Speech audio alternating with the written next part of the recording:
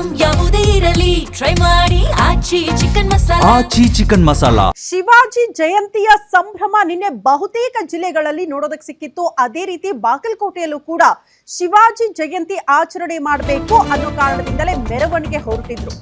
ಮೆರವಣಿಗೆ ಹೊರಟವರ ಮೇಲೆ ಕಲ್ಲು ತೂರಾಟ ಆಗಿದೆ. ಹಾಗಾಗಿ ಬಾಗಲಕೋಟೆ ನಗರ ಕಂಪ್ಲೀಟ್ ಆಗಿ ಉದ್ವಿಗ್ನಗೊಂಡಿದೆ.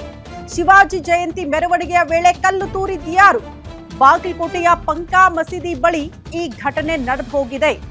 ಎಸ್ಪಿ ಸಿದ್ಧಾರ್ಥ ಗೋಯಲ್ ಕುತ್ತಿಗೆ ಭಾಗಕ್ಕೂ ಕೂಡ ಕಲ್ಲು ತೂರಿದ್ರೋದ್ರಿಂದ ಗಾಯ ಆಗಿದೆ ಅನ್ನೋದ್ರ ಡೀಟೇಲ್ ಸಿಗ್ತಾ ಇದೆ. ಮಸೀದಿ ಒಳಗಡೆಯಿಂದ ಚಪ್ಪಲಿ ಎಸೆದಿದ್ಯಾರು? ವಿಡಿಯೋ ಚೆಕ್ ಮಾಡ್ತೀವಿ ಅಂತಿದ್ದಾರೆ ಪೊಲೀಸರು. ಈ ಕ್ಷಣಕ್ಕೂ ಇಲ್ಲಿ ತನಕ ಕಿಡಿಗೇಡಿಗಳನ್ನ ಬಂಧಿಸೋದು ಪೊಲೀಸರು ಮುಂದಾಗಿಲ್ಲ ಅಂತ. ವಿಡಿಯೋಸ್ ಅನ್ನ ಚೆಕ್ ಮಾಡ್ತೀವಿ, ಯಾರು ಮಾಡಿದ್ದಾರೆ ಪತ್ತೆ ಹಚ್ಚುತ್ತೀವಿ ಅನ್ನೋ ರೀತಿಯಲ್ಲಿ ಸ್ಟೇಟ್ಮೆಂಟ್ಗಳು ಬರ್ತಾ ಇದೆ. ಸದ್ಯ ಬಾಗಲಕೋಟೆ ಜಿಲ್ಲೆಯಾದ್ಯಂತ ನಿಷೇಧಾಜ್ಞೆಯನ್ನ ಜಾರಿ ಮಾಡಲಾಗಿದೆ ಅನ್ನೋದ್ರ ಡೀಟೇಲ್ ಸಿಗ್ತಾ ಇದೆ. ಫೆಬ್ರವರಿ 24ರ ತನಕ ಕೂಡ ನಿಷೇಧಾಜ್ಞೆ ಮುಂದುವರಿಸಲಾಗುತ್ತೆ ಅನ್ನುವಂತ ಸಂದೇಶವನ್ನ ಕೊಟ್ಟಿದ್ದಾರೆ. ಅನುಮತಿ ಇಲ್ಲದೆ ಸಭೆ ಸಮಾರಂಭ ಧರಣಿ ನಡೆಸೋ ಹಂಗಿಲ್ಲ. ಇದೆಲ್ಲದಕ್ಕೂ ಕೂಡ ನಿರ್ಬಂಧ ಇದೆ. ಕಿಲ್ಲಾಗಲ್ಲಿ ಪಂಕಾ ಮಸೀದಿ ಸುತ್ತಮುತ್ತ ಟೈಟ್ ಸೆಕ್ಯೂರಿಟಿಯನ್ನ ನೀಡಲಾಗಿದೆ ಅನ್ನೋದ್ರ ಡೀಟೇಲ್ ಸಿಗ್ತಾ ಇದೆ. ಕಲ್ಲು ತೂರಾಟದಿಂದ ಬಾಗಲಕೋಟೆ ನಗರ ಸದ್ಯ ಉದ್ವಿಗ್ನಗೊಂಡಿದೆ ಅನ್ನೋದ್ರ ಡೀಟೇಲ್ ಸಿಗ್ತಾ ಇದೆ. ಶಿವಾಜಿ ಜಯಂತಿ ಮೆರವಣಿಗೆಯ ಸಂದರ್ಭದಲ್ಲೇ ಕಲ್ಲು ತೂರಾಟ ಆಗಿದೆ. ಪಂಕಾ ಮಸೀದಿ ಬಳಿಯೇ ಈ ಘಟನೆ ಆಗೋಗಿದೆ. ಬಾಗಲಕೋಟೆ ಜಿಲ್ಲೆಯಲ್ಲಿ ಎಸ್ಪಿ ಸಿದ್ಧಾರ್ಥ ಗೋಯಲ್ ಕುತ್ತಿಗೆ ಭಾಗಕ್ಕೂ ಕೂಡ ಕಲ್ಲು ಬಿದ್ದಿರೋದ್ರಿಂದ ಗಾಯ ಆಗಿದೆಯಂತೆ. ಹಂಗಾದ್ರೆ ಯಾವ ಉದ್ದೇಶದಿಂದ ಕಲ್ಲು ತೂರಾಟ ಆಯ್ತು?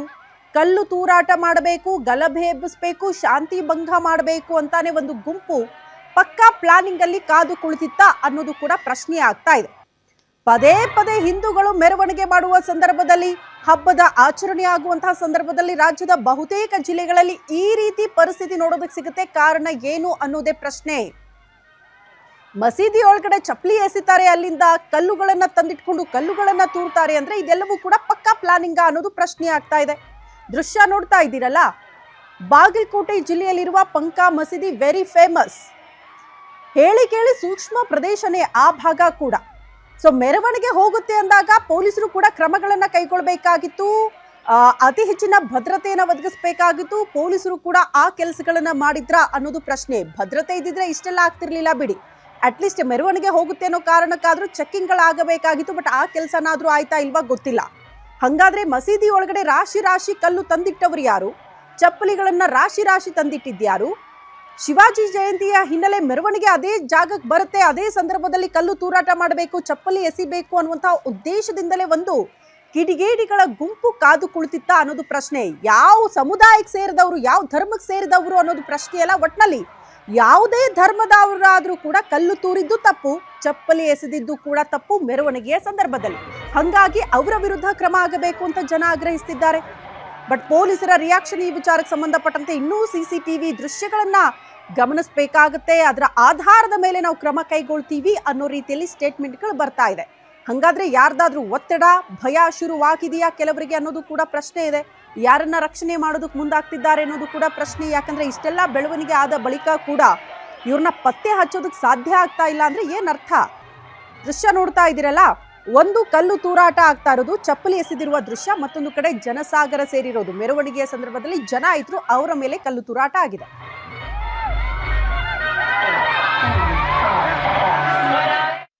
ಮುಂದೆ ನಿಂತ್ಕೊಂಡು ನಾನು ಸ್ಟೇಟ್ಮೆಂಟ್ ಕೊಡ್ತಾ ಇದ್ದೀನಿ. ಏನಿಲ್ಲ, ಇನ್ನೇನಿಲ್ಲ, ಸ್ಲೈಟ್ ಸ್ಕ್ರಾಚ್ ಇತ್ತು, ಅದು ಈಗ ಏನಿಲ್ಲ ಸರ್. ನಿಮ್ಮ ಮೇಲೆ ಬಂತ ಸರ್, ಒಂದೊಮ್ಮೆ ಕಿಡಿಗೇಡಿಗಳು ಬಂಧನ ಮಾಡದೆ ಹೋದ್ರೆ ನಾಳೆ ಬಂದ್ ಕರೆಕ್ಟ್ ಮಾಡ್ತೀವಿ, 100% ಮಾಡ್ತೀವಿ. ರಾತ್ರಿನೇ ನಾವು ಎಲ್ಲ ವೆರಿಫೈ ಮಾಡ್ತೀವಿ. ಬಂದೋಬಸ್ತ್ ಟೈಮಲ್ಲಿ ಕೂಡ ನಾವು ಪೂರ್ತಿ ಸಿಬ್ಬಂದಿ ಇಲ್ಲಿ ಇದ್ದೀವಿ, ಇನ್ಕ್ಲೂಡಿಂಗ್ ಮೈಸೆಲ್. ನಾನು ಕೂಡ ಇಲ್ಲಿ ಇದೆ, ಪೂರ್ತಿ ಟೈಮಲ್ಲಿ ಇದೆ.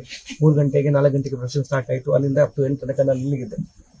ಎಲ್ಲರೂ ನಮ್ಮ DSP ಅವರು, ನಮ್ಮ ಆಲ್ಮೋಸ್ಟ್ 4-5 ಜನ ಇನ್ಸ್ಪೆಕ್ಟರ್ಸ್, 10 ಜನ PSI ಅವರು ಎಲ್ಲರೂ ಇದ್ದೀವಿ. ಈಗ ರಾತ್ರಿ ಕೂಡ ಚೆಕ್ ಮಾಡ್ತೀವಿ.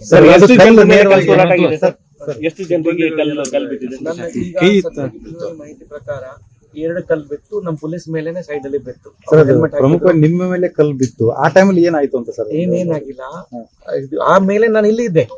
ಅದಾದ ನಂತರ 1.5 hour ಪ್ರೊಸೆಷನ್ ನಡೀತಾ ಇತ್ತು. ನಾವು ಪ್ರೊಸೆಷನ್ ಮುಗಿಸಿದೀವಿ ಪೀಸ್ಫುಲಿ, ಎಲ್ಲ ಕ್ಲೋಸ್ ಆಗಿದೆ, ಜನ ಡಿಸ್ಪರ್ಸ್ ಆಗಿದ್ದಾರೆ. ಏನಿಲ್ಲ, ಮುಂದೆ ನಿಂತ್ಕೊಂಡು ಸ್ಟೇಟ್ಮೆಂಟ್ ಕೊಡ್ತಾ ಇತ್ತು. ಅಲ್ಲ, ನಿಮ್ಮ ವರದಿ ಮೇಲೆ ಯೂನಿಫಾರ್ಮ್ ಮೇಲೆ ಸ್ಲೈಟ್ ಸ್ಕ್ರಾಚ್ ಇತ್ತು, ಅದ್ರ ಏನಿಲ್ಲ ಇಂಜರಿ, ಮೇಜರ್ ಸತ್ಯ ಅಲ್ಲ.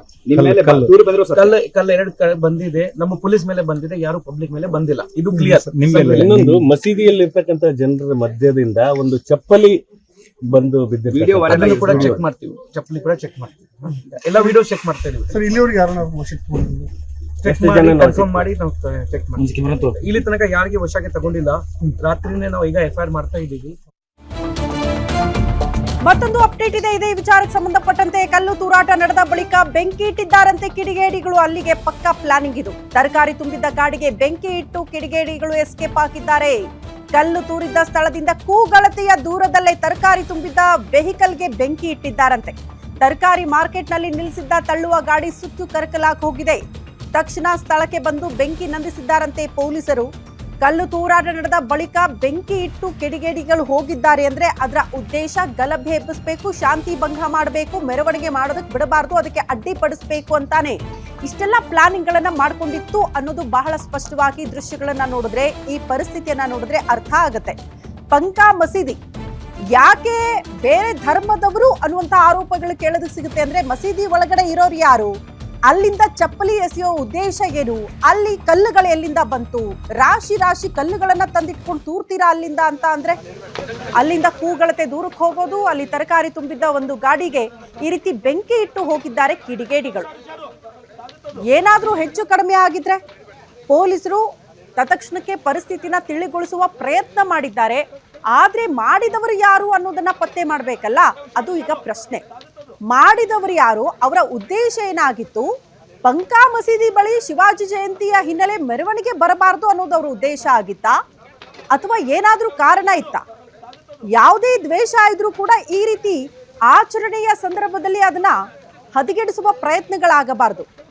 ಅದು ದೊಡ್ಡ ಮಟ್ಟದ ಗಲಭೆಗೆ ಕಾರಣ ಆಗಿ ಹೋಗುತ್ತೆ. ಅಗೇನ್ ಬಾಗಲಕೋಟೆ ಜಿಲ್ಲೆಯಲ್ಲಿ ಪೊಲೀಸರ ವೈಫಲ್ಯನ ಅನ್ನೋದು ಮೊದಲ ಹಂತವಾಗಿ ಕಾಡಿರುವಂತಹ ಪ್ರಶ್ನೆ. ಕಾರಣ ಹೇಳಿ ಕೇಳಿ ಶಿವಾಜಿ ಜಯಂತಿ ಮೆರವಣಿಗೆ ಮಾಡ್ತೀವಿ ಅಂತ ತಯಾರಿಗಳಾದಾಗಲೇ ಅಟ್ಲೀಸ್ಟ್ ಭದ್ರತೆಯನ್ನು ಒದಗಿಸಬೇಕಾಗಿತ್ತು, ಪರಿಶೀಲನೆ ಮಾಡಬೇಕಾಗಿತ್ತು. ಮೆರವಣಿಗೆ ಹೋಗೋ ಸಂದರ್ಭದಲ್ಲಿ ಮಸೀದಿ ಬಳಿ ಬರ್ತಾ ಇದ್ದಂತೆ ಅಲ್ಲಿ ಕಲ್ಲು ತೂರ್ತಾರೆ, ಚಪ್ಪಲಿ ತೂರ್ತಾರೆ, ಬೆಂಕಿ ಹಚ್ಚುತ್ತಾರೆ ಅಂತ ಅಂದ್ರೆ ಅದರ ಅರ್ಥ ಏನು? ಹಂಗಾದ್ರೆ ಭದ್ರತೆ ಅಷ್ಟ್ರ ಮಟ್ಟಿಗೆ ಇರ್ಲಿಲ್ವಾ?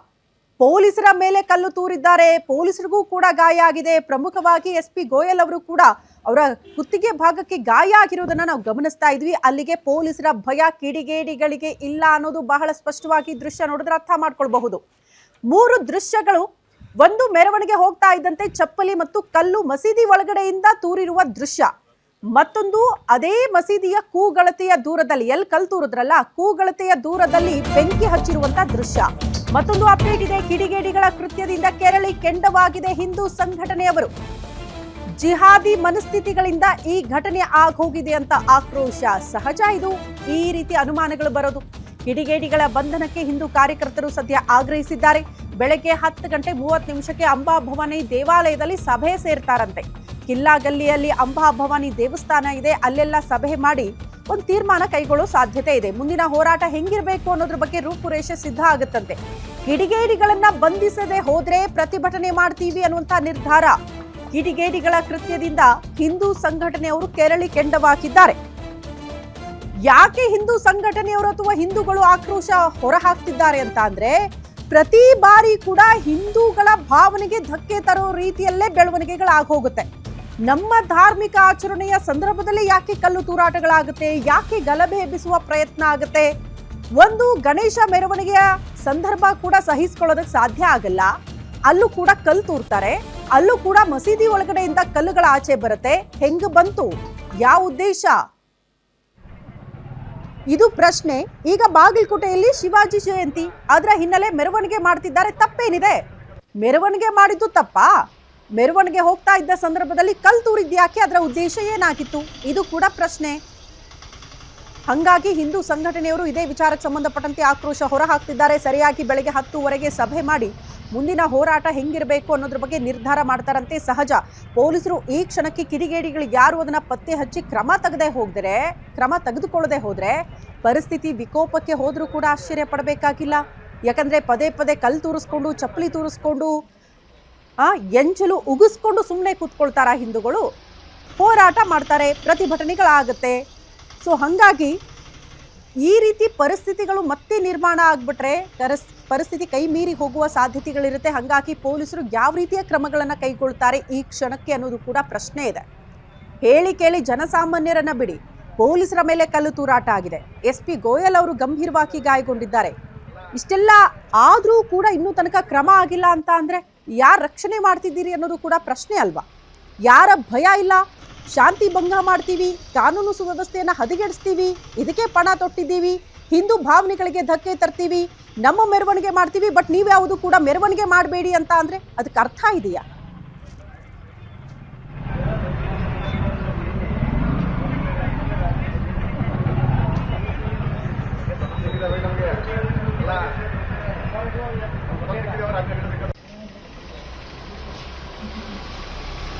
ನಾವೇನು ಬಾಗಲಕೋಟೆ ಹಾರ್ಟ್ ಆಫ್ ಸೆಂಟರ್ ಅಂತೀವಿ, ಬಾಗಲಕೋಟೆ ಒಳಗೆ ಅಲ್ಲಿ ಮಸೀದಿ ಐತೆ.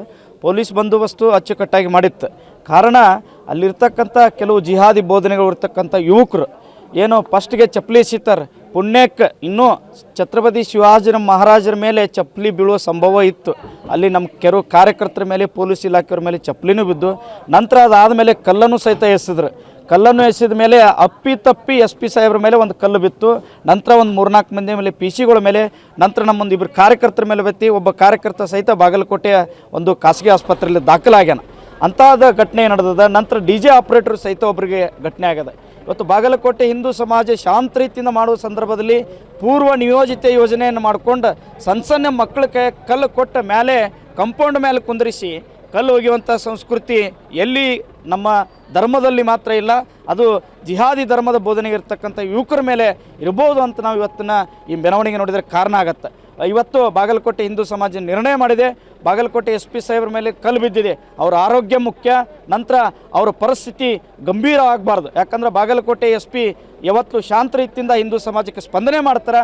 ಇವತ್ತು ಅದೇ ರೀತಿ ಇವತ್ತು ಮುಸ್ಲಿಂ ಸಮಾಜ ಅವರಿಗೆ ರಿಯಾಕ್ಷನ್ ಕಲ್ಲು ಮುಗಿದಿದೆ. ಇವತ್ತು ಏನಾದರೂ ನಿಮ್ಮ ಮಸೀದಿ ಉಳಿಬೇಕಾದ್ರೆ ಪೊಲೀಸರೇ ಕಾರಣ.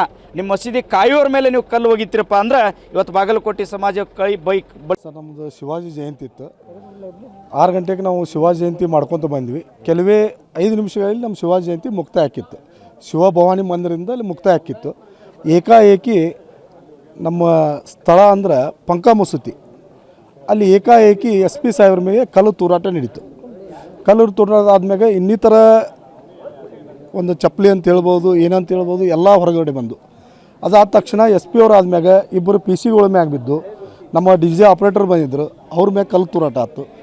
ನಾವು ತಕ್ಷಣ ಅಲ್ಲಿ ನಾವು ಪ್ರತಿಭಟನೆ ಮಾಡಬೇಕಾದ್ರೆ ನಮಗೆ ಸನ್ಮಾನ್ಯ DYSP ಅಂತ ಸುತಾರ್ ಸಾಹೇಬ್ರು ಹೇಳಿದರು, ಇಲ್ಲ ನಾವು ನೋಡಿವಿ, ಬಂಧನ ಮಾಡಿ. ಸಾಕಷ್ಟು ವಿಡಿಯೋಗಳು ಅದ ಅವ್ರ ಕಡೆ, ಅಲ್ಲಿ ಏನು ಕುಂತಿದ್ರು, ಅವ್ರ ಕೈಯಾಗಿ ಏನಿದ್ದು. ಮತ್ತು ನಾವು ಹೋಳಿ ಆಚರಣೆ ಮಾಡಬೇಕಾದ್ರೆ ನಮ್ಮ ಬ್ಯಾರಲ್ದಾಗ ಕಂಪಲ್ಸರಿ ಚೆಕ್ ಮಾಡ್ತಾರೆ. ಬಂದು ನಮ್ಮ ಬ್ಯಾರಲ್ದಾಗ ನೀರು ಬಣ್ಣ ಬಿಟ್ಟು ಬೇರೆ ಇರೋಂಗಿಲ್ಲ, ಕಂಪಲ್ಸರಿ ಪೊಲೀಸ್ ಇಲಾಖೆದವರು ಎಲ್ಲ ಚೆಕ್ ಮಾಡ್ತಾರೆ. ಮತ್ತು ಇವತ್ತು ಯಾಕೆ ಅಲ್ಲಿ ಕುಂತಾಗ ಯಾಕೆ ಚೆಕ್ ಮಾಡಲಿಲ್ಲ? ಸಾಕಷ್ಟು ಅಲ್ಲಿ PC ಗಳಿದ್ರು, ಒಳಗೆ PSI ಗಳಿದ್ರು, CPI ಗಳಿದ್ರು, ಯಾಕೆ ಚೆಕ್ ಮಾಡಲಿಲ್ಲ? ಏಕಾಏಕಿ ಸಾಕಷ್ಟು ನಿಮಗೆ ವಿಡಿಯೋಗಳು ಅದಾವೆ, ಯಾವುದು ಡಿಪಾರ್ಟ್ಮೆಂಟ್ದಾಗ ನೋಡ್ಬೋದು, ಪತ್ರಕರ್ತ ಇದ್ರಾಗೂ ನೋಡ್ಬೋದು. ಯಾಕೆ ಇದನ್ನು ಆ್ಯಕ್ಷನ್ ತೊಗೊಲಿಲ್ಲ? ಅದಕ್ಕೆ ನಾವು ಫೋನ್ ಬಂತಪ್ಪ, ಬರೀ ಅಂತನ್ಗೆ ಯಾರ್ದೈತೆ ಅಂತ ಗೊತ್ತಿಲ್ಲ, ನಮ್ದು ಅಂಗಡಿಯಪ್ಪ ಅಂತ ನಾ ಅಂದೆ. ಅದಕ್ಕೆ ನಾನು ಇದು ಬಂದು ಹುಡುಗ ಏನು ಕೈಕಾಲು ಇದು ಥರ ನಾಗತಪ್ಪ ಮಾತಾಡೋಕೆ ಬರಾಕತ್ತಿಲ್ಲಮ್ಮ. ನನಗೆ ಕೈಪಲ್ಲೆ ಮಾಡ್ತೀವಪ್ಪ ನಾವು, ಕೈಪಲ್ಲೆ ನಾವು ಜಾತಿ ಪಾತಿ ಎಂದೂ ಮಾಡೋದಿಲ್ಲಮ್ಮ. ನಾವು ಎಲ್ಲ ಕೇಳಲಿ ಅಪ್ಪ, ಯಾಕಪ್ಪ ಮಾಡ್ತೀವಿ ನಾವು ಓಣ್ಯಾಗ ಒಂದು ಅಕ್ತಕ್ಕಿ ಕಿತ್ತು ಒಂದು ಅಂತಮ್ ಕಿತ್ತು ಹೆಚ್ಚಿಗೆ ನಡಿತೀವಿ ಎಲ್ಲರಿಗೆ. ಮತ್ತು ಈ ನಮೂನಿ ಮಾಡ್ಯಾರ ಅಂದ್ರೆ ನಾವು ಏನು ಮಾಡೋರಪ್ಪ ಬಡವರು ಹೇಳ, ನಾವು ದುಡಿತೀವಿ, ನಾವು ದುಡಿತೀವಿ. ಆಯಪ್ಪ ಏನೇನಾಗೈತೆ ರೀ ಮರಿ? ಎಷ್ಟು ಭಾಳ ಕೈಪಲ್ಲೆ ಐತಿಯಪ್ಪ. ಎಷ್ಟೈತೆ ಅಂದ್ರೆ ನಾವು ಹಚ್ಚೋದು 30 ಪುಟ್ಟಿ ಮೊದಲು ಹಚ್ತಿದ್ದೆಮ್ಮ. 30 ಪುಟ್ಟಿ 4 ಗಾಡಿ ಮ್ಯಾಗ ಹಚ್ತೇವಮ್ಮ. 30 ಪುಟ್ಟಿ ಹಚ್ತೇವೆ, 30 ಆಗಲಿ 40 ಆಗಲಿ ಪುಟ್ಟಿ ಚೌಪಿ ಒಂದೊಂದು. ಈ ಬಗ್ಗೆ ಮತ್ತಷ್ಟು ಡೀಟೇಲ್ಸ್ ಅನ್ನ ಕೊಡ್ತಾ ಹೋಗ್ತಾರೆ ನಮ್ಮ ಪ್ರತಿನಿಧಿ ಅಶೋಕ್ ದೂರವಾಣಿ ಸಂಪರ್ಕದಲ್ಲಿ. ಅಶೋಕ್, ಈಗ ಶಿವಾಜಿ ಜಯಂತಿ ಹಿನ್ನೆಲೆ ಮೆರವಣಿಗೆ ಹೋಗ್ತಾರೆ ಅನ್ನೋದು ಪೊಲೀಸರಿಗೆ ಇನ್ಫಾರ್ಮೇಶನ್ ಇತ್ತು. ಅಟ್ಲೀಸ್ಟ್ ಭದ್ರತೆ ಹೆಚ್ಚಳ ಮಾಡ್ಕೊಳ್ಬೇಕಾಗಿತ್ತು, ಪರಿಶೀಲನೆಗಳಾಗಬೇಕಾಗಿತ್ತು, ಮುಂಜಾಗ್ರತಾ ಕ್ರಮಗಳನ್ನ ಕೈಗೊಳ್ಳಬೇಕಾಗಿತ್ತು. ಕಂಪ್ಲೀಟ್ ಆಗಿ ಪೊಲೀಸರ ವೈಫಲ್ಯ ಎದ್ದು ಕಾಣಿಸ್ತಾ ಇದೆ. ರಾಶಿ ಕಲ್ಲುಗಳು ಬರುತ್ತೆ, ಚಪ್ಪಲಿ ಎಸಿತಾರೆ, ಮಸೀದಿ ಒಳಗಡೆ ಇದೆ ಅಂತ ಅಂದ್ರೆ ಇದರ ಉದ್ದೇಶ ಏನಾಗಿತ್ತು? ಗಲಭೆ ಎಬ್ಬಿಸ್ಬೇಕು ಅನ್ನೋ ಉದ್ದೇಶನ? ಸದ್ಯ ಪರಿಸ್ಥಿತಿ ಹೆಂಗಿದೆ? ಏನ್ ಕ್ರಮ ಆಗ್ತಾ ಇದೆ?